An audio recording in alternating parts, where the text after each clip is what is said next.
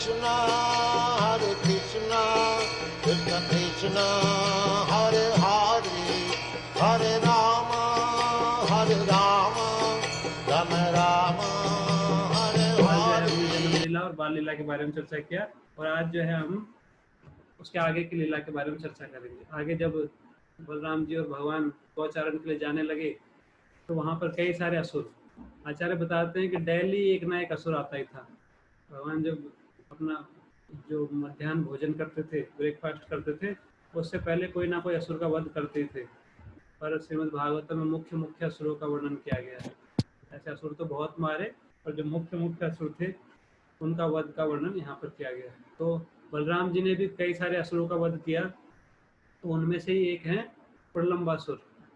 तो ये जो है श्रीमद् भागवतम के 10वें स्कंद के 18वें अध्याय में वर्णन किया गया। तो आज हम चर्चा करेंगे भगवान श्री बलराम द्वारा प्रलंबासुर का वध। तो सुखदेव गोस्वामी चर्चा को आगे बढ़ाते हुए बताते हैं, अतः कृष्ण परिवृतो ज्ञातिभिर्मुदितात्मभिः अनुगीयमानो न्यविशद व्रजम गोकुल मंडितम। तो सुखदेव गोस्वामी ने बताया कि अपने आनंद विभोर साथियों से घिरे हुए निरंतर उनके यश का गान कर रहे थे, और श्री कृष्ण और बलराम व्रज के ग्राम में प्रविष्ट हुए, जो कि गौओं के झुंड से मंडित था। तो ब्रज में जो भगवान गाय चराने के लिए जाते थे तो कई गौवे का झुंड रहता था, लाखों गौएं रहती थी, और उसमें बहुत सारे ग्वाल बाल मित्रों के साथ भगवान प्रवेश करते थे। तो जब बारिश बारिश से पहले जो है ग्रीष्म ऋतु आती है, तो ग्रीष्म ऋतु का काल चल रहा था। प्रजे क्रीडितो रेवम गोपाल छद्म मायया विष्णु नाम ऋतुर्भवान नाति प्रिया शरीरिणाम। जो ग्रीष्म ऋतु है सामान्यतः जिनके पास शरीर है, शरीरधारियों के लिए सबको बुरी लगती है, खराब लगती है, अधिक अच्छी नहीं लगती, क्योंकि उसमें जो है गर्मी बहुत होती है, पसीना आ जाता है। आजकल तो पंखा और एसी कूलर बना लिए, पर फिर भी लोगों को अच्छा नहीं लगता गर्मी का मौसम। तो जो सारे ग्वाल बाल जो थे उनके साथ में वृंदावन में जाते थे भगवान, तो धीरे धीरे गर्मी की ऋतु आई। पर वृंदावन का माहौल जो है वो उसका वर्णन करते हुए सुखदेव गोस्वामी बताते हैं कि वृंदावन कोई सामान्य भौतिक स्थान नहीं है। इसलिए क्या हुआ, हालांकि वृंदावन में ग्रीष्म ऋतु थी, परंतु गर्मी का प्रभाव वहाँ पर नहीं था।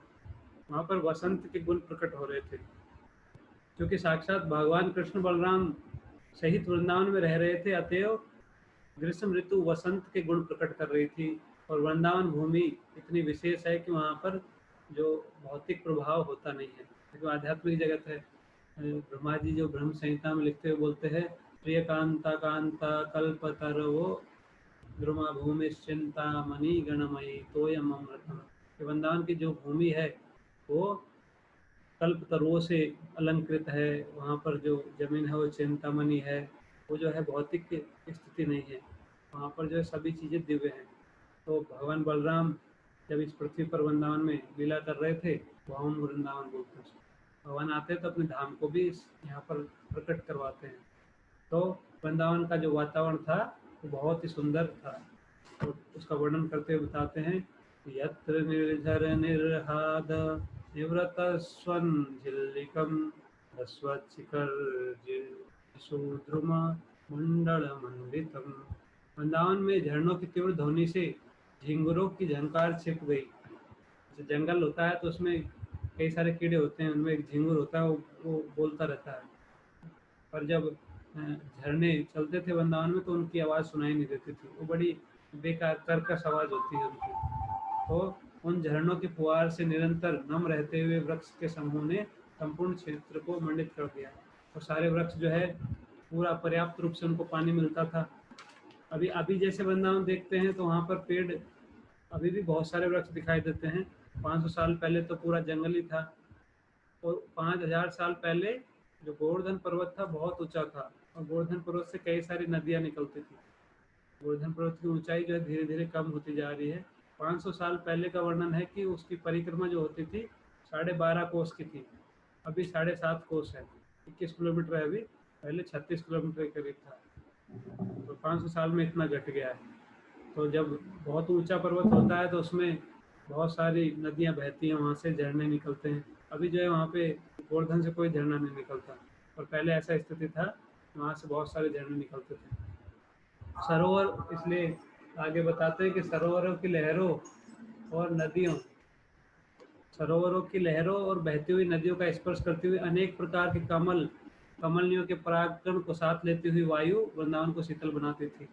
जो नदियाँ थी उनके अंदर बहुत सारे कमल फूल खिले हुए थे, जो तालाब थे। अभी भी वृंदावन में गोवर्धन परिक्रमा अगर करेंगे तो बहुत सारे सरोवर हैं। गोविंद गोविंद कुंड है, सुरभि कुंड है, और भी राधा कुंड, श्याम कुंड, अप्सरा कुंड, कई सारे कुंड है।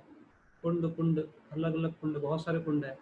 और पहले जो गोवर्धन बहुत ऊंचा था तो और ज़्यादा कुंड थे, झरने थे, नदियाँ बहती थी, और जो उनके अंदर बहुत सारे सुंदर सुंदर कमल खिले हुए थे। अभी तो ऐसी स्थिति कहीं पर भी दिखाई नहीं देती है। और कुछ कुछ स्थानों पे जैसे हिमालय के कुछ जगह, वहाँ पर कुछ कुछ कमल के फूल बहुत बहुतायत में पाए जाते हैं, और नदियाँ भी बहती है। और सामान्यतः अभी जो ब्रज के क्षेत्र में तो ऐसा दिखता नहीं, पर उस टाइम पे ऐसा सुंदर वातावरण था, और वो जो हवा बहती थी तो कमल के फूलों की खुशबू को अपने साथ में लेकर बहती थी। इस तरह वहाँ के निवासी गर्मी की धूप और मौसमी दावाग्नियों से उत्पन्न गर्मी के कष्ट नहीं उठाना पड़ता। इतना बड़ा जंगल था वहाँ पर कि इस प्रलंबासुर के वध के बाद में दूसरे अध्याय में वर्णन करते हैं दावाग्नि पान लीला का। तो वहाँ पर उस जंगल में दावाग्नि लग जाती थी कई बार। बहुत भीषण जंगल होता है तो उसमें पेड़ों की रगड़ के कारण गर्मी के टाइम पर जंगल में आग लग जाती है, तो उसको वो भी कई बार उत्पन्न हो जाती थी, और उससे और गर्मी बढ़ जाती है आसपास के इलाकों में। पर उससे भी जो है कष्ट नहीं होता था, क्योंकि इतना सुंदर नदियों से हवा निकलती थी। हवा जो चलती थी वो कमल की सुगंध को लेकर बहती थी, इसलिए जो है वृंदावन जो ताजी हरी भरी घास से भी भरा पूरा था। गहरी नदियाँ अपनी उठती लहरों में अपने तटों को तर करके उन्हें गीला और दलदला बना देती थी। इस तरह विष की तरह विकराल सूर्य की किरणें ना तो पृथ्वी के रस को उड़ा पाती, ना इसकी हरी घास को सुखा पाती थी। हालांकि गर्मी का मौसम था, पर वृंदावन में नदियों का प्रभाव ज़्यादा था, इस कारण से जो है वहाँ पर सूर्य के कारण सूखा नहीं पड़ता था। जमीन सूख नहीं पाती थी, क्योंकि नदियाँ जो है बहुत गहरी थी, और वो आप आसपास के क्षेत्र को गीला कर देते थे। फिर आगे बोलते हैं, वनम कुसुमितम श्रीमन नदश्चित्रमृगद्विजं गायन मयूर भ्रमरम पूजत कोकिल सारसम। फूलों से वृंदावन बड़ी सुंदर ढंग से सजा हुआ था। तरह तरह के फूल लगे हुए थे, बहुत सारे अलग अलग कलर के पुष्प लगे हुए थे, और तरह तरह के पशु पक्षी अपनी अलग अलग प्रकार की ध्वनि निकाल रहे थे। मोर तथा भौरे जो है वहाँ पर गायन कर रहे थे, कोयल और सारस कुहू कुहू कर रहे थे, और इस प्रकार से वृंदावन का सुंदर वातावरण था। अगर कोई भी उस वातावरण में पहुंचेगा, अभी भी लोग जो है ऐसे वातावरण में जाना चाहते हैं, हिल स्टेशन जाते हैं, वहाँ पर थोड़ा शांति नेचुरल वातावरण होता है। तो वृंदावन का वातावरण अभी के जो सारे प्राकृतिक दृश्यों से सबसे ज़्यादा रमणीय वातावरण था। तो वहाँ पर भगवान ने जब ऐसा रमणीय वातावरण देखा तो हृदिश्यमाना तत्कृष्णो भगवान बल संयुतः वेणुं विरयन् गोपेर गोधने समृतो अविशत। तो भगवान ने क्रीड़ा करने, खेल खेलने की इच्छा से पूर्ण पुरुषोत्तम भगवान कृष्ण बलराम जी के साथ में और ग्वाल बालों के साथ में गायों को लेकर बांसुरी बजाते हुए इस जंगल में प्रवेश किए। गायों को चराने के लिए जंगल में आए, पर गाय तो चरती रहती थी अपने आप ही। भगवान एक बार बांसुरी बजाते थे तो सारी गाय जो है वापस आ जाती थी अपने अपने स्थान पर। भगवान की बांसुरी की धुन जो है इतनी मधुर थी और सबको आकर्षित करने वाली थी, तो गायों को जो है कंट्रोल करने के लिए प्रयास नहीं करना पड़ता था। वो जो है भगवान और ग्वाल बाल तो अपना खेल खेलते रहते थे, और गाय अपने आप अपना गोचारण चलता रहता था उनका। तो आगे क्या किया उन्होंने, प्रवाल बरहस्त बकस्त्र धातु कृतभूषण रामकृष्णादयो गोपा अनर्तु युयुधुर जगु। तो भगवान श्री कृष्ण और सारे बालक कृष्ण बलराम को, और कृष्ण बलराम अपने आप को खूब सजाते थे। कैसे कैसे सजाते थे, पोपलों से, जो पोपल होती पेड़ों के जो फूल आता है, फूल से पहले जो आती कलियाँ, और पत्तों के जो छोटे छोटे हरे हरे छोटे छोटे पत्ते आते हैं, उन कोपलों से, मोर पंखों से, छोटे छोटे फूलों के गुच्छों से, मालाओं से और धातुओं से, तरह तरह के रंगीन मिट्टियाँ होती है, अलग अलग गेरू, लाल रंग की मिट्टी, पीली रंग की मिट्टी, काली मिट्टी, उससे और, और तरह तरह के जो आभूषण बना लेते थे, जो फूल माला बनाकर उसको हाथ में गले में धारण करते थे, जंगली फूलों की माला। और ऐसे जो है सभी अपने आप को सजा लेते थे। और फिर डांस नाच क्या क्या करते थे उसका वर्णन बोलते हैं कि नृत्यु, नाचते थे, युयुधु, आपस में कुश्ती लड़ाई करते थे और गाना गाते थे, तरह तरह के गान करते थे। तो फिर कृष्ण नाचने लगे। कृष्णस्य नृत्यतुः केचित् जघु केचित् वादयन् वेणुपाणि तले श्रृंगे प्रशंसु रथा परे। जब कृष्ण नाचने लगे तो कुछ बालक गाने लगे, कुछ बांसुरी बजाने लगे, कुछ मंजीरे बजाने लगे, हाथ के मंजीरे, हाथ से ताली बजाने लगे। और भैंसों के सींग, भैंस का सींग उपयोग करते हैं भगवान बजाने के लिए। सींग जो भैंसों का टूट जाते हैं उनको थोड़ा घिस के उससे बाजब बजाते, एक आवाज़ निकालते हैं, सींग सींग का आवाज़ निकालते हैं। तो उनका साथ देने लगे। पहले जब तक भगवान ब्रज में रहे तब तक उन्होंने शंख नहीं बजाया था। शंख स्टार्ट किया जब संदीपनी मुनि के गुरुकुल में पढ़ रहे थे, और वहाँ पर फिर संदीपनी ने इच्छा की थी कि मेरे पुत्र जो समुद्र के द्वारा डुबो दिया गया था उसको वापस लाने की, तब भगवान को शंख प्राप्त हुआ था। भगवान ने तब जाके शंख को अपने लीला में प्रकट किया। वृंदावन में कभी शंख नहीं बजाया भगवान ने, सींग बजाया था, गाय भैंसों का सींग बजाते थे। जैसे अभी भी जो बच्चे जो हैं, जैसे आम की गुठली होती है उससे एक बाजा बनता है, गांव में बनाते हैं उसको, ऐसे ही भैंसों के सींग से भी एक बाजा बन जाता है, उसे थोड़ा घिस के उसमें टिट्टी की तरह बन जाता है। तो उसको बजाते थे और कृष्ण भगवान नाचने लगे। तो जब भगवान श्री कृष्ण नाचने लगे तो सारे देवता ऊपर से देख रहे थे और वो अपना रूप बदल बदल कर गोपों के साथ में मिलकर, सारे देवता गोप जाति के सदस्यों का वेश बनाकर, और जिस तरह नाटक के नर्तक दूसरों की प्रशंसा करते हैं उसी तरह ग्वाल बाल के रूप में कृष्ण बलराम की पूजा करने लगे। सभी जो देवता ऊपर से देख रहे थे, और जो पहले से ग्वाल बाल थे वो भी सब देवता ही, कई सारे देवता ग्वाल बाल के रूप में भी अवतरित हुए थे।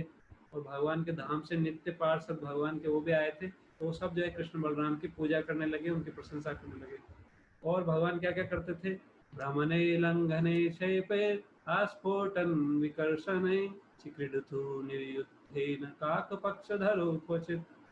कृष्ण बलराम चक्कर काटते, गोल गोल घूमते, कूदते थे, एक दूसरे को फेंकते, थपथपाते तथा लड़ते भिड़ते हुए अपने ग्वाल सखाओं के साथ तरह तरह के खेल खेलने लगे। कभी कभी कृष्ण बलराम बालकों के सिरों की चुटिया को खींच लेते थे। सब बालक जो है, पहले सब लोग चोटी रखते थे, अभी भी जो है कुछ लोग चोटी रखते हैं, और पहले जो है सब लोग चोटी रखते थे, और वो भगवान कृष्ण बलराम दूसरों की चोटी खींच लेते थे। ऐसे जो है तरह तरह के खेल कूद करते थे, कुश्ती करते थे, कभी कभी कभी जो है चोटी पकड़ के खींचते थे एक दूसरे को, कभी एक दूसरे को घसीटते थे, तरह तरह के खेल खेलते थे जैसे बच्चे अभी भी खेलते हैं। कभी जो है गेंद या पत्थर जैसी वस्तु फेंकते, और कभी कभी एक दूसरे को अपनी भुजाओं में जकड़ कर दूर पटक देते, कभी कूदते, जैसे अलग अलग खेल होते हैं। अभी भी ओलंपिक खेलते हैं, उसमें लंबी कूद, ऊंची कूद, दौड़, ऐसे कई सारे खेल जो है भगवान भी पहले से चला आ रहा है, प्राचीन काल से ये चला आ रहा है, क्योंकि सारी प्रवृत्तियां जो है भगवान के अंदर हैं, तो उन्हीं से जो है लोग उसकी नकल करते हैं।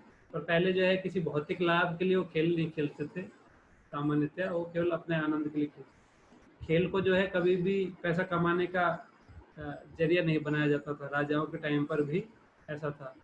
केवल जो है मनोरंजन के लिए उपयोग करते थे, जिससे कि उसमें जो है लोग ईर्ष्या बढ़े नहीं किसी का। ईर्ष्या को बढ़ाने वाले कामों को कम किया जाता है वैदिक संस्कृति में, तो इसलिए जो है ये खेल खेलते थे। फिर राजन, जब अन्य बालक नाचते होते तो कृष्ण बलराम कभी कभी गीत गाते, वाद्य संगीत से उनका साथ देते, कभी कभी ये दोनों बहुत अच्छा कहकर लड़कों की प्रशंसा करते थे। तो भगवान बलराम जी और कृष्ण भगवान दोनों जो है दूसरों की तारीफ करते, कभी खुद नाचते, कभी दूसरे बच्चे नाचते, तो अलग अलग प्रकार से लीला कर रहे थे। फिर उसके बाद ग्वाल बाल कभी कभी बील और कुंभ फलों से खेलते, कभी मुट्ठी से आंवलों के फलों को लेकर खेलते, आंवला के पेड़ थे, वहाँ पर तो आंवले तोड़ के बॉल की तरह खेलते थे। कभी बिल पत्र होता है, बिल का फल होता है, उससे खेलते थे। कभी एक दूसरे को छूने के लिए जैसे निश्चित कर देते कि इसको पकड़ना है, तो सब लोग उसको पकड़ने के लिए भागेंगे, वो आगे भागता था। कभी कभी आंख मिचुनी, आंख बंद करके वो ढूंढता था। इस प्रकार से तरह तरह के खेल खेलते थे और पशु पक्षियों की नकल उतारते थे। जैसे अभी भी कुछ लोगों में क्वालिटी होती है, वो जो है पशु पक्षियों का नकल उतारते हैं। जो है पशु पक्षी जो है तरह तरह की आवाज़ निकालते हैं, जैसे कोयल की आवाज़, कौवे की आवाज़, मुर्गे की आवाज़। ऐसे जो है अभी भी कुछ लोग निकाल पाते हैं। तो भगवान भी ऐसे जो है तरह तरह की आवाज़ें निकाला करने थे, तरह तरह की आवाज़ें निकाला करते थे। इसलिए जो है आजकल भी लोग ऐसे करते हैं, आदमियों की भी आवाज़ निकालते हैं, मिमिक्री बोलते हैं उसको। फिर उसके बाद और भी कई तरह के खेल खेलते थे, जैसे मेंढकों की तरह खुदक खुदक कर चलना।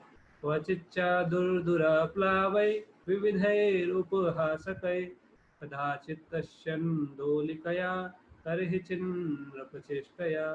कभी कभी जो है मेंढक रेस करते थे, सभी बच्चे मेंढक की तरह कूद कूद कर चलते थे, और उनमें से जो जल्दी पहुंचता था वो विजेता होता था। ऐसे ही कभी कभी जो है एक दूसरे के हास परिहास करते थे, एक दूसरे के साथ मजाक करते थे तरह तरह से, और झूला झूलते थे। जैसे गर्मी के टाइम पे गर्मी होता है, और तो उसमें झूला, पेड़ से झूला बना के झूला झूलते हैं। कभी कभी राजाओं की तरह नकल उतारते थे। तो जो गोपियाँ जो है वो कुछ सामान लेकर जाती थी नदी पार करने के लिए, या इधर उधर जाती थी, तो उनसे कर लेने का नाटक करते थे। बोले टैक्स जमा कराओ हमको, जो दान घाटी में दान, उनसे बोल कर मांगते थे, कर संग्रह करते थे, और ऐसे तरह तरह से हंसी मजाक करते थे। एवं तो लोक सिद्धा भी क्रीडा भी चेरतुर्वने न दध्री द्रोण कुंजेशु काननेशु सरसु च। इस तरह कृष्ण बलराम वृंदावन की नदियों, पर्वतों, घाटियों, कुंजों, वृक्षों, सरोवरों के बीच घूमते हुए तरह तरह के खेल खेलते रहते थे। और एक बार क्या हुआ, ऐसे ही जो है भगवान श्री कृष्ण बलराम वृंदावन में तरह तरह के खेल खेल रहे थे, तो एक राक्षस कंस जो है, उनको पता चल गया था कि कृष्ण जो है वो प्रकट हो चुके हैं। देवकी का 8वां बच्चा कहाँ प्रकट हुआ है, वो नंद महाराज के घर में आया है, गोकुल में है। किसने बताया था ये? जो योग माया के रूप में भगवान श्री कृष्ण को वासुदेव जी ने भेज छोड़कर आ गए थे नंद महाराज के घर में, और नंद महाराज के घर से उनकी पुत्री को लेकर आए थे जो योग माया खोदी थी। तो योग माया जब प्रकट हुई, उनको मारने लगा कंस, तो वो अष्टभुजा के रूप में प्रकट हुई। कंस जो है देवी देवी उपासक था, तुरंत उसने प्रणाम किया, पर वो बोली मूर्ख, तो मुझे मारने का प्रयास कर रहा है, पर तेरा काल तो पहले ही प्रकट हो चुका है, इसलिए तू सावधान हो जा। ऐसे कहकर वो गायब हो गई थी। तो कंस जो है बड़ा डर गया था, और फिर बाद में उसने बहुत तरह तरह के असुरों को भेजा, पूतना, तृणावर्त, और कई सारे असुरों को भेजा। तो ऐसे कृष्ण बलराम बड़े हुए गोकुल में, जो वृंदावन के वन में जो है गाय चरा रहे थे, तरह तरह के खेल खेल रहे थे, बड़े आनंद में तरह तरह की क्रीडाएं कर रहे थे। तो क्या हुआ, एक नए राक्षस को भेजा उन्होंने। अभी तक जो भी असुर आते थे, तो सब लोग जो है भगवान को मारने के लिए आते थे, पर वो सब खुद ही मारे जाते थे, कोई भी वृंदावन से वापस नहीं जाता था। भगवान बोलते यदि गत्वा न निवर्तन्ते तब धाम पर मम, मेरे धाम से कोई वापस नहीं जाता था। असुर लोग जो आते थे वो वही रह जाते थे, वहाँ से सीधे भगवान के धाम में भेज दिए जाते थे, या फिर उनको जो है भगवान ब्रह्म ज्योति में लीन हो जाते थे। भगवान जो है उनको मुक्ति पद, जो कि कई सारे योगी लोग तरह तरह की तपस्याएं करके प्राप्त करते हैं, वो उनको मारकर वो पद दे देते थे। तो इस प्रकार से एक असुर आया जिसका नाम था प्रलम्बासुर। जो है उसने सोचा कि अब कैसे कृष्ण बलराम को मारा जाए, तो उसने प्लानिंग किया। बोले कृष्ण को मारने के लिए इतने लोग आए, पर कृष्ण ने सबको मार दिया, तो कृष्ण को मारने के बजाय मेरा लक्ष्य बलराम जी होंगे, बलराम को मारने का प्लान करता हूँ। अगर बलराम को मैंने मार दिया तो कृष्ण तो अपने आप ही मर जाएगा, क्योंकि बलराम जो है कृष्ण को अत्यंत प्रिय है, तो उनके विरह में ऐसे ही मर जाएगा। और आचार्यगण बताते हैं कि प्रलम्बासुर जो है, जितने भी राक्षस आए कृष्ण लीला में, भगवान की लीला में, गोकुल में, वृंदावन में, वो सब जो है हमारे जीवन में तरह तरह के अनर्थों को प्रकट करते हैं। तो अगर हम उन लीलाओं को सुनते हैं, तो वो अनर्थ जो है हमारे हृदय से दूर हो जाते हैं। तो प्रलंबासुर प्रकट करता है निराकारवाद को। भगवान निराकार है इस प्रकार की धारणा जो है उसका प्रतीक है प्रलंबासुर। इसके अलावा वो काम इच्छा को भी प्रकट करता है। काम की जो भोग की इच्छा है, स्त्री पुरुष संबंध संभोग की इच्छा जो है उसको भी ये प्रकट करता है। इसके अलावा पूजा लाभ प्रतिष्ठा सम्मान प्राप्त करने की इच्छा, मेरा सम्मान हो, मैं प्रसिद्ध हो, इस प्रकार की जो दूषित इच्छाएं हैं कि उसको भी वो प्रकट करता है। तो प्रलंबासुर को बलराम जी की ने मारा था बाद में, तो बलराम जी की कृपा से ये सारे अनर्थ दूर हो जाते हैं। निराकारवाद को प्रकट करता है, काम इच्छा को प्रकट करता है, और सूक्ष्म भोग मतलब पूजा लाभ प्रतिष्ठा, अपनी पूजा कराने की, अपनी प्रसिद्धि हो, इस प्रकार की इच्छाओं को प्रलंबासुर प्रकट करता है। तो प्रलंबासुर आया तो ये इच्छाएं जो है बहुत सूक्ष्म है। तो प्रलंबासुर अपना रूप परिवर्तित कर दिया। उसने देखा कि कोई जो उस टाइम पर एक लड़का जो है जो गोप बालक था वो उस दिन जो है उनके साथ में आया नहीं था, भगवान के साथ में, उसको घर पे कुछ काम था इसलिए घर ही रुक गया था। तो प्रलंबासुर उसका वेश बनाकर प्रकट हुआ। पशुंसचार्य तो गोपै तदवने रामकृष्णयो गोपरूपी प्रलम्बो अगात असुर तज्जिहीर्षया। तो उस गोप का रूप बनाया जो कि आज आया नहीं था, किसी कारण से वो घर पर रुक गया था और बिल्कुल एज इट इज रूप बना कर आ गया। असुर के पास ऐसा सिद्धि होता था।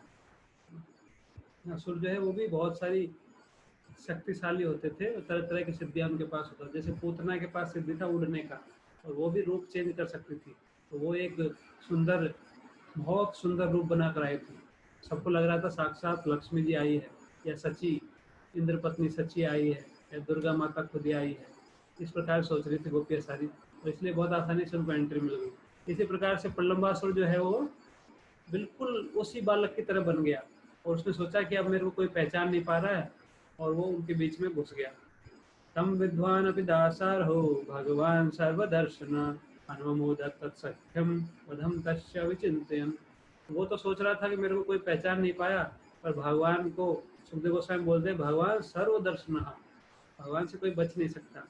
चाहे हम किसी भी स्थान पर रहे, कितना भी एकांत में चले जाए, पर भगवान की नज़रों से कभी बच नहीं सकते। भगवान तो जानते थे कि बाहर से हम कितना भी तरह तरह से एक्टिंग करें, पर अंदर क्या चल रहा है वो भगवान को पूरा पता है। हम क्या हैं, क्या सोच रहे हैं, हमारे क्या इंटेंशन है, हमारी क्या इच्छाएं हैं, सब भगवान जानते हैं। तो सर्वदर्शन कहकर बोलते हैं सुखदेव गोस्वामी कि वो दशाहर के वंशज है कृष्ण बलराम, और सब कुछ जानने वाले हैं। इसलिए उन्होंने जो है बहुत आसानी से उसको आने दिया, और उसके साथ बहुत मित्रता की, उसको पता भी नहीं चलने दिया कि हम पहचान गए। वो सोच रहा था मेरे को कोई नहीं पहचाना, पर भगवान जो है सोचने लगे कि इसका कैसे वध करना है। तत्रोपाहूय गोपाल कृष्ण प्राह विहारविद हे गोपा विहरिष्यामो द्वंद्वी भूय यथा यथम। तब समस्त क्रीड़ाओं के ज्ञाता, सारे खेलों में निपुण भगवान कृष्ण ने आइडिया दिया कि अब जो है हम एक विशेष खेल खेलेंगे। क्या खेल खेलेंगे? रस्साकसी। तो जो है दो टोलियां बना दी गई। एक टोली, कुछ लोग एक तरफ हो गए, कुछ लोग दूसरी तरफ हो गए, दो समान टोलियों में सब लोग बट गए। और प्रलंबासुर जो था, वो जो गोप बालक बना था, वो कृष्ण की टीम में आ गया, और दूसरी तरफ बलराम जी का टीम था। एक कृष्ण टीम, एक बलराम टीम, और दोनों टीमों में तत्र चक्रु परिवृडो गोपा राम जनार्दनो कृष्ण संघटिनः केचिद आसना नम्र रामस्य चापरे। तो कुछ लोग कृष्ण की साइड हो गए, कुछ लोग बलराम की साइड हो गए। ऐसे दो टोलियों के लीडर हो गए, कृष्ण और बलराम। एक कृष्ण टीम, एक बलराम टीम। फिर बालकों ने तरह तरह के खेल खेले, उनमें पीठ पर चढ़ना, उठाना जैसे खेल खेल होते हैं। उन खेलों में जीतने वाले हार जाने वालों को अपनी पीठ पर बैठाते थे और उन्हें पीठ पर बैठा कर चढ़ाते थे। तो ऐसा बताया गया है कि वो एक खेल खेलते थे जिसमें जो हार जाता था वो दूसरी पार्टी के लोगों को अपनी पीठ पर चढ़ाता था। कृष्ण और बलराम दो टीम हुई, और जो हारता था वो बाकी दूसरे टीम मेंबर्स को कंधे पर बैठाकर कुछ दूरी निश्चित की हुई थी वहां तक वो जो है घुमाता था। तो पीठ पर बैठने का जो उसको सजा मिलता था हारने का, और विजेता टीम जो है उसको कंधे पर सवार होकर लेकर बैठती थी। तो फिर जो है जब कृष्णा टीम जो है वो हारी, बलराम जी का टीम जो विजयी हो गया, तो इसलिए जो है बलराम जी की टीम वालों को, सबको, कृष्ण भगवान वाली टीम को अपने कंधों पर बैठा, एक जब जो जो टीम हार जाती थी वो दूसरी विजेता टीम को जो है अपने कंधे पर बैठा के कुछ जो दूरी निश्चित की हुई थी उस दूरी तक लेकर जाना होता था। तो जब खेल स्टार्ट हुआ, तरह तरह के खेल खेले गए, तो उसमें जो है बलराम जी की टीम विजयी हुई और भगवान की टीम जो है हार गई। तो इसलिए भगवान की टीम को, बलराम जी की टीम को कंधे पर बैठाकर जो है एक स्थान से दूसरे स्थान तक लेकर जाना था। तो स्थान कौन सा चुना गया था? ये भांडीर वन का घटना है। तो भांडीर नाम का एक बरगद का पेड़ था, वहाँ तक जो है जाते थे गायों के साथ। तो वहाँ पर ये घटना चल रहा था। तो सुखदेव गोस्वामी बोलते, हे राजा परीक्षित, राम संघटिनो यर्हि श्रीराम वर्ष भादय क्रीडाया जैनः तांस्तानो कृष्णादयो नृपा। कि भगवान बलराम की टोली के श्रीदामा, वृषभ तथा अन्य सदस्य विजयी हुए, तो कृष्ण तथा उनके साथियों को, उन सबों को अपने ऊपर चढ़ाना पड़ा।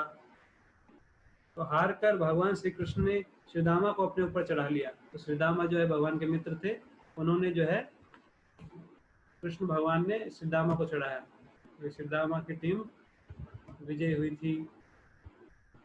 तो इसलिए जो है श्रीदामा को पीठ पर चढ़ा लिया। और उसके बाद,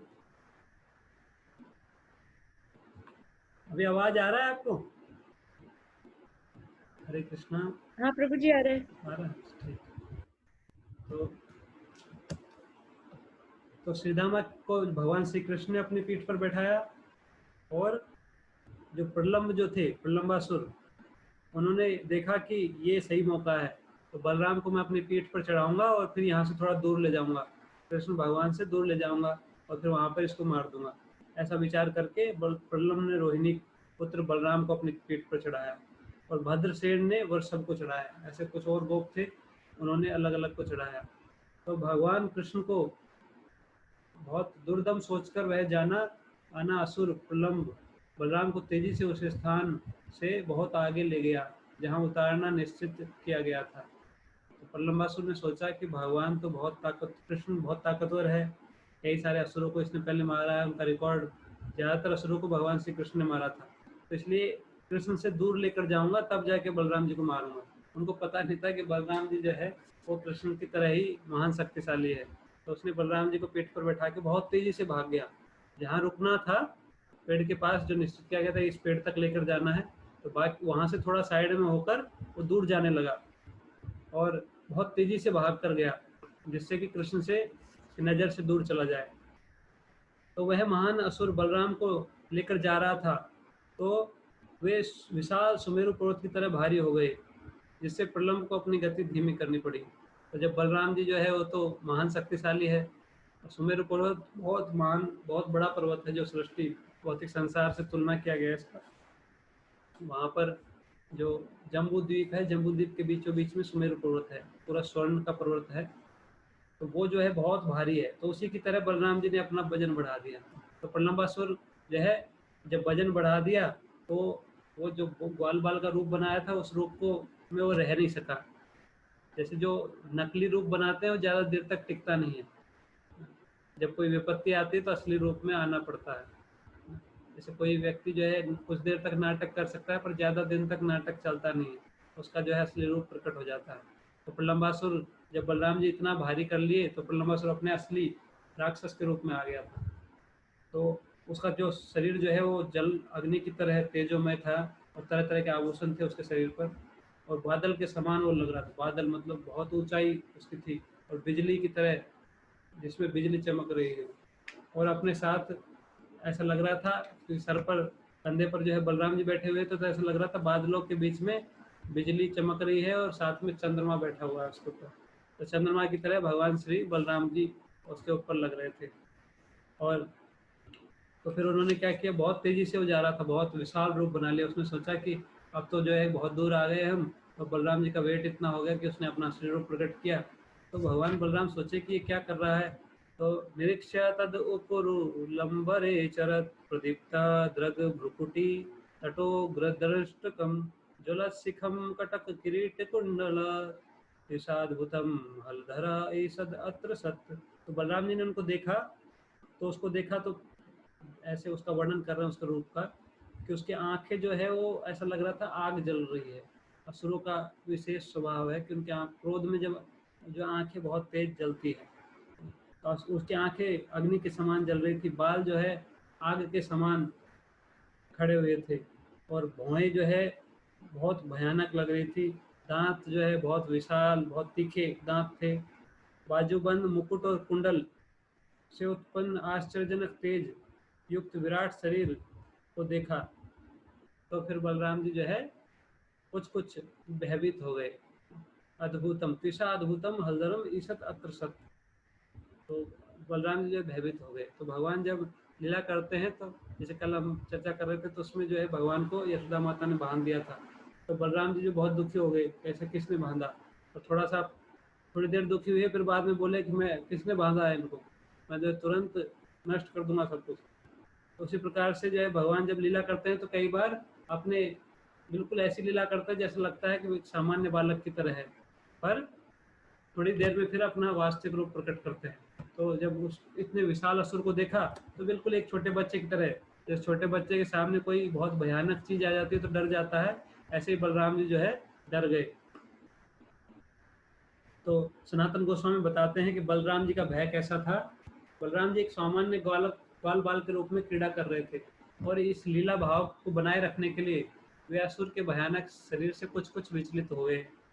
और असुर, क्योंकि असुर कृष्ण के बाल मित्र के रूप में प्रकट हुआ था, इसलिए कृष्ण ने उसे मित्र मान लिया था। इसलिए बलदेव ये भी सोच रहे थे कि कृष्ण ने इसको मित्र माना है, मित्रता स्वीकार की है, और अब मैं मार दूंगा तो ये ठीक नहीं रहेगा, इसलिए उसको मारने से हिचकिचा रहे थे। बलराम की चिंता का एक कारण ये भी हो सकता है कि वास्तव में ग्वाल बाल के वेश में असुर था, तो हो सकता है कि उसी क्षण ऐसा ही कोई दूसरा असुर कृष्ण पर भी आक्रमण कर रहा हो। कई बार जो है एक साथ दो दो असुर भी आ जाते थे। तो बलराम जी को एक टेंशन थी कि ये मेरे को इधर ले आया, ये ग्वाल बाल के रूप में असुर है, हो सकता है उधर दूसरा असुर आ गया हो जो कृष्ण को मारने के लिए प्रयास कर रहा हो।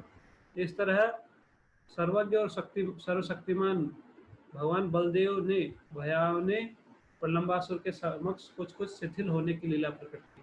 तो जो डर का जो भाव प्रकट किया, उसके कारण जो है सनातन गोस्वामी बताते हैं कि एक तो कारण है कि वो भगवान का मित्रता मित्रता उन्होंने स्वीकार की थी, तो बोले इसको मारेंगे, कृष्ण ने मित्र बनाया है और ये असुर है, उधर दूसरी तरफ कृष्ण की तरफ भी कोई आक्रमण कर रहा होगा, इस कारण से वो थोड़ा डर गए थे। वास्तव में जो है वो तो डर को भी डराने वाले हैं भगवान। तो क्या भगवान का नाम भी जो है भय को भयभीत करने वाला है।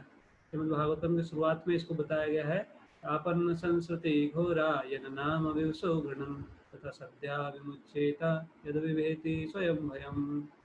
कि अगर कोई बड़ी से बड़ी विपत्ति भी आ जाए, तो भी जो है भगवान का नाम अगर कोई अनजाने में भी उच्चारण करे, तो वो भी उस विपत्ति से तुरंत रिलीफ फील करता है, तुरंत जो है विपत्ति कम हो जाती है, या उसको सहन शक्ति उसकी बढ़ जाती है।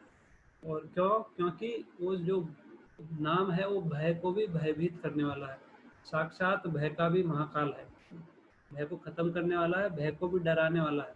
तो भगवान कैसे डर सकते हैं, इसलिए वो लीला में इस प्रकार का लीला अभिनय कर रहे हैं केवल मात्र। जैसे कुंती महारानी बोलती है कि नटो नाट्य धर्म में था। जैसे नाटक का अगर कोई करते हैं तो बहुत बहुत बड़ा ताकतवर व्यक्ति होगा, वो भी कई बार ऐसा डरने का नाटक करता है, क्योंकि उसका रोल ऐसा ही है। इसलिए बलराम जी ने इस प्रकार से लीला की, और फिर क्या किया, फिर तुरंत अपनी स्थिति को समझ गए कि मैं कौन हूँ, मैं बलराम हूँ। अथागता स्मृतिर्भयो रिपुं बलो विहाय सार्थम इव हरन्तम आत्मना रुषाहनः शिरसि दृढ़ेन मुष्टिना सुराधिपो गिरिम इव वज्ररहसा। बोलते हैं कि तुरंत भगवान अपनी स्थिति में आ गए, भगवान रूप में अपने आप को समझ गए। तो भूले ही नहीं थे वास्तव में, तो पर ऐसे लीला कर रहे हैं कि वो तुरंत जो है निर्भीक हो गए। उनका भय जो है तुरंत, लीला खत्म भय वाली, थोड़ी देर भय हुआ फिर उसके बाद खत्म, और समझ गए कि ये असुर जो है मेरा अपहरण करके मुझे दूर अपने दूसरे साथियों से दूर लेकर जा रहा है। तो उसको गुस्सा आया, बोले ये मेरे को कृष्णा और उन बाकी जो भक्तों से दूर कर रहा है, इसलिए जो है तुरंत क्रोधित हो उठे और अपना मुट्ठी मुष्टिक बनाया और एक मुक्का मारा उसके सर पे तो बैठे हुए थे, तो सर पे एक जोर से आघात किया। तो ऐसा आघात किया, ऐसा लगा जैसे इंद्र ने जो है एक बार अपने वज्र से कई सारे असुरों को मारता है। इंद्र जो देव है, उनका जो वज्र है वो सारे हथियारों में सबसे श्रेष्ठ बताया गया है। वो जो है दधीची मुनि के अस्थियों से बना हुआ है, उनके ब्रह्म तेज से बना हुआ है। तो बहुत ताकतवर अस्त्र है। भगवान भगवताम बोलते हैं कि सारे अस्त्रों में मैं वज्र हूँ, ऐसा बताते हैं। तो वज्र जो है सारे अस्त्रों में बहुत श्रेष्ठ है, तो उससे तुलना कर रहे हैं। जैसे देवताओं के राजा इंद्र ने वज्र से पर्वत पर प्रहार किया था एक बार, उसी प्रकार ये पर्वताकाय महान विशाल प्रलंबासुर के ऊपर अपना मुट्ठी बांधकर उसके सर पर प्रहार किया। बलराम जी ने उसके सर पर एक जोरदार मुक्का मारा। तो ऐसी बलिष्ठ मुट्ठी उनके सर पर पड़ी कि जैसे पर्वत के ऊपर वज्रपात से कभी कभी पर्वत के ऊपर बिजली भी गिरती है तो उससे चट्टान गिर जाती है, भूमिस्खलन हो जाता है।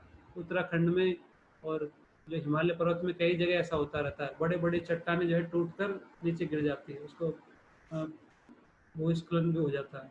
तो ऐसे ही जो है पूरा जो उसके जो सर के जो है टुकड़े टुकड़े हो गए और वो जो है तुरंत ही नीचे गिर गया। असुर जो है तुरंत असहाय होकर दर्द के मारे कराहता हुआ चिल्लाता हुआ नीचे गिर गया। उससे पहले जो है बलराम की मुष्टि के प्रहार से प्रलम्ब का सिर टुकड़े टुकड़े हो गया, तुरंत ही फट गया और वह मुंह से रक्त निकल उगलने लगा और बेहोश होकर नीचे गिर गया। और जैसे ही बेहोश होकर नीचे गिरा वैसे ही भीषण धमाका हुआ, जोरदार धमाका हुआ और उसके प्राण जो है निकल गए उसके शरीर से।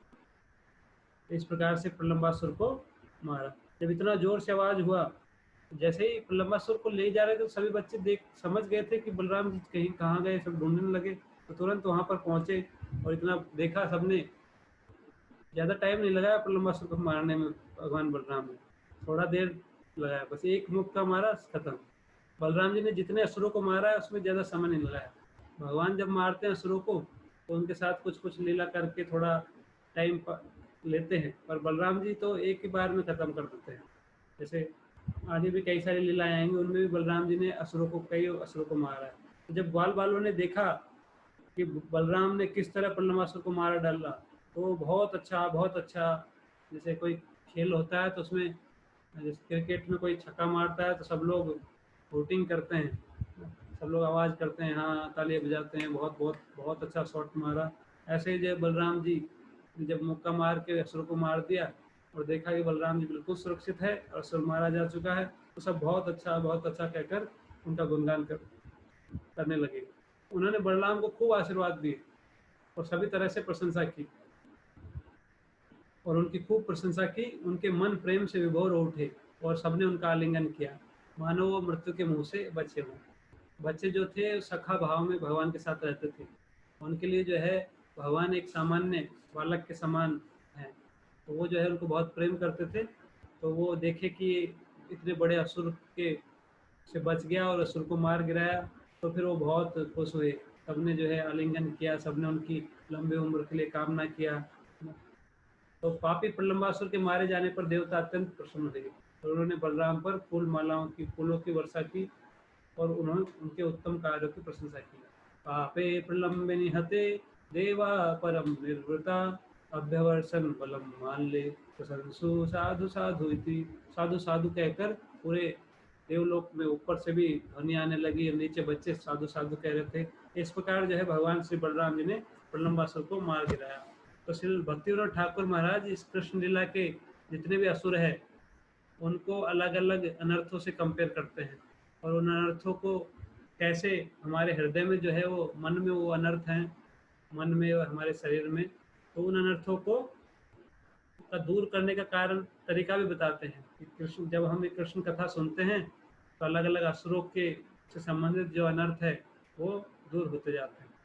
भगवान की लीलाओं में सभी असुर जो है तरह तरह के अनर्थों को प्रकट करते हैं। तो प्रलंबासुर जो है का निराकारवाद को प्रदर्शित करता है और निराकारवाद जाता है कैसे, भगवान बलराम जी की कृपा से। तो भगवान बलराम के प्रतिनिधि, जैसा हम पहले चर्चा किए थे, भगवान जो गुरु हैं, आध्यात्मिक गुरु हैं, वो भगवान बलराम के प्रतिनिधि होते हैं, जो प्रमाणिक आध्यात्मिक गुरु है। और वो जब उपदेश देते हैं भगवान से संबंधित तो ये निराकारवाद का जो हमारे मन में भी थोड़ा थोड़ा विचार रहता है वो पूरी तरह से साफ हो जाता है। और जब हम भगवान की विशेष कथाएं सुनते हैं, जैसे प्रलंबासुर की वध की कथा, तो इससे भी असुर दूर हो जाता है।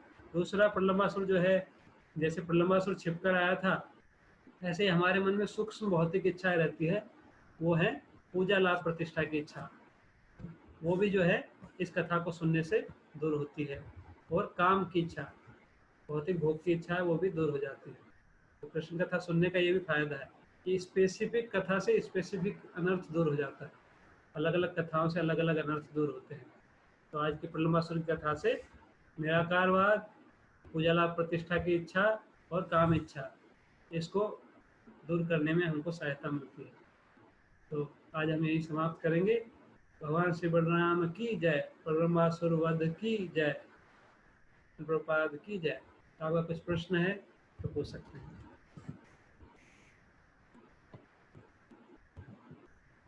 किसी का कुछ प्रश्न है तो पूछ सकते हैं। बहुत बहुत धन्यवाद आपको। हरे कृष्णा। एक बार हरे कृष्ण महामंत्र बोलेंगे और उसके साथ आज की कथा का समापन करेंगे। हरे कृष्णा कृष्णा कृष्णा हरे हरे, हरे राम राम राम हरे हरे। प्रभुपाद की जय, भगवान श्री बलराम जी की जय। हरे गौर प्रेम। Hare Krishna, Krishna Krishna